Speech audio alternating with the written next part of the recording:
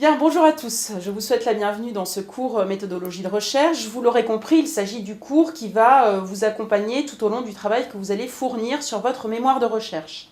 Alors cette première séance en ligne, cette séance d'introduction cadrage, que ce soit la vidéo que vous êtes en train de visionner ou le PowerPoint qui est également mis en ligne, reprend de façon un petit peu plus détaillée ce qui vous a été présenté ou ce qui va vous être présenté en amphi. Elle est utile notamment aux étudiants qui se trouvent actuellement hors campus et qui n'ont pu assister ou qui ne pourront assister à cette séance en grand amphi. Mais si vous le voulez bien, je vais avant tout me présenter et puis présenter également l'équipe d'enseignants-chercheurs qui a travaillé à l'élaboration du processus mémoire qui va vous accompagner donc tout au long de ce travail sur votre mémoire de recherche. Alors, je suis moi-même Géraldine de la Rupelle, je suis professeure de système d'information sur le campus de Tours et j'enseigne depuis 4 ans maintenant le cours de méthodologie de recherche. Je suis responsable au niveau national du mémoire FBS, mais je n'ai évidemment pas travaillé seule, puisqu'une équipe de 5 enseignants-chercheurs travaille depuis plusieurs mois maintenant à la mise en place du mémoire FBS. Cette équipe est composée de Stéphanie Soulier pour le campus d'Amiens, d'Abdelwahab Aït-Razouk pour le campus de Brest, de Daniela Borodac pour le campus de Clermont-Ferrand, d'Elisabeth Paulet pour le campus de Poitiers et de moi-même pour la coordination nationale et pour le campus de Tours. Alors l'équipe étant présentée, le point sur lequel je souhaiterais insister aujourd'hui à travers cette vidéo, c'est l'objectif, ou plutôt les objectifs que nous nous sommes fixés et que donc nous vous fixons pour ce mémoire de recherche. Par expérience, nous savons bien que les étudiants qui sont en dernière année du PGE, du programme Grande École, sont très investis dans leur parcours de spécialisation et qu'ils manquent parfois de motivation pour le mémoire de recherche. Et pourtant, ce mémoire de recherche, il est à la fois complémentaire de votre parcours de spécialisation et il est aussi en lien avec votre recherche de premier emploi. Je m'explique. En fait, le mémoire de recherche répond à 2 objectifs principaux. Le premier objectif du mémoire, la première compétence à développer à travers cet exercice, c'est votre capacité à construire un raisonnement. C'est-à-dire la capacité à appréhender la complexité des situations professionnelles, la capacité à identifier des problématiques managériales, et puis également la capacité à trouver des solutions innovantes à ces mêmes problématiques managériales. C'est une compétence qui vous sera indispensable dans votre parcours professionnel et qui est aujourd'hui très recherchée par les recruteurs. Le second objectif du mémoire de recherche, c'est de vous amener à développer une expertise pointue sur un domaine que vous aurez choisi. Votre problématique de recherche n'est pas forcément en lien, direct avec votre parcours de spécialisation, mais en tout cas, elle doit être cohérente avec votre projet professionnel. Et cette expertise que vous aurez acquise grâce à ce mémoire de recherche, vous devrez pouvoir la mettre en avant lors d'un entretien d'embauche, au même titre que votre parcours de spécialisation, vos expériences en entreprise ou encore vos expériences à l'étranger. Et nous allons, cette année tout particulièrement, travailler sur ce point précis, c'est-à-dire cette capacité à vendre cette expertise que vous aurez développée. Donc, nous insistons fortement sur ce dernier point et nous vous ferons bien travailler spécifiquement ce dernier point à la fin de votre travail sur votre mémoire de recherche.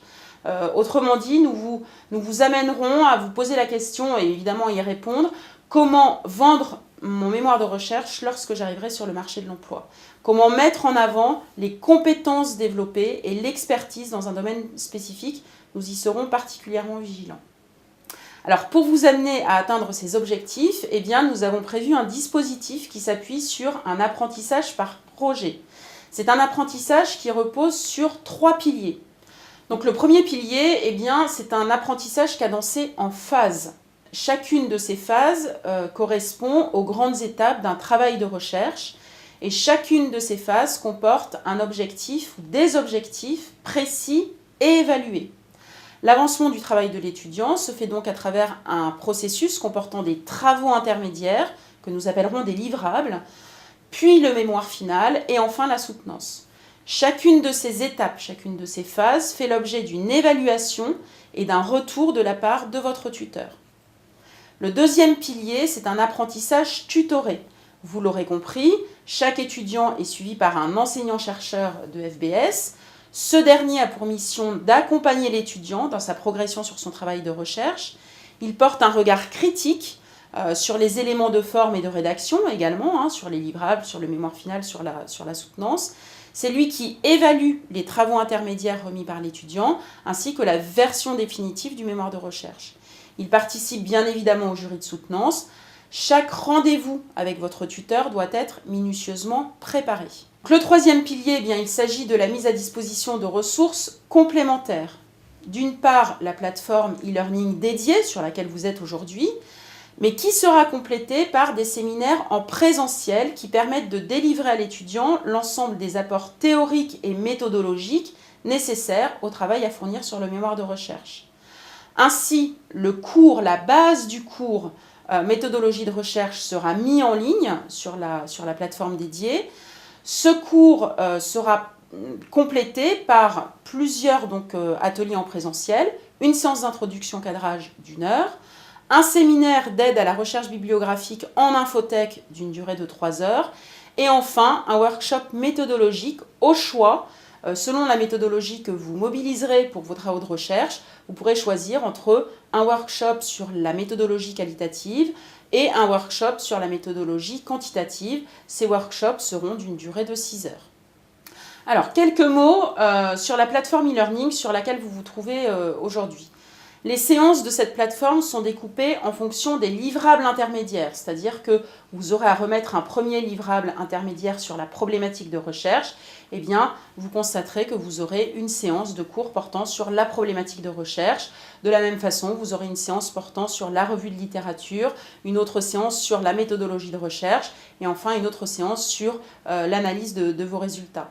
Donc, dans chacune de ces séances, vous trouverez sur la plateforme une vidéo, comme celle que vous êtes en train de visionner, et puis également un PowerPoint comprenant la séance du cours à proprement parler, qui est évidemment beaucoup plus détaillée que les propos qui sont tenus sur la vidéo. Et puis, pour chaque séance, vous trouverez également des aides complémentaires, évidemment en relation avec le contenu du cours qui est traité dans cette séance. Alors, dès aujourd'hui, je vous conseille de consulter dans la boîte à outils le document de formalisation du processus mémoire, qui vous donne toutes les règles de fonctionnement du mémoire de recherche FBS. L'échéancier, ayez bien en tête les dates de remise des livrables intermédiaires pour bien respecter ce calendrier. La note traitant du plagiat, nous y reviendrons sur cette notion de plagiat, mais consultez dès à présent cette note qui vous mettra dans les rails au regard de ce que l'on attend de vous concernant le plagiat. Et puis bien évidemment, le PowerPoint de la séance introduction cadrage qui vous en dira bien plus que le message que je vous délivre aujourd'hui à travers cette vidéo. Les séances portant sur la problématique et la revue de littérature sont également déjà en ligne. Donc vous pouvez d'ores et déjà les consulter pour commencer à avancer sur votre travail. En guise de conclusion, ce que je voudrais vous dire, c'est que j'espère que vous prendrez du plaisir à progresser dans ce travail de recherche. Et pour cela, vous devrez développer des qualités qui sont propres à un travail de recherche. Vous devrez être proactif, soyez les acteurs de votre mémoire. Vous devrez être rigoureux, on est dans un cadre scientifique, donc il y a des règles à respecter. Soyez engagés et enfin soyez tenaces. Le processus de recherche n'est pas un processus linéaire, vous aurez des phases de découragement. Apprenez à surmonter ces phases de découragement, ces phases un petit peu plus difficiles. Autrement dit, soyez prêts à relever le défi de ce mémoire de recherche. Bon courage à tous et à très bientôt pour une prochaine séance.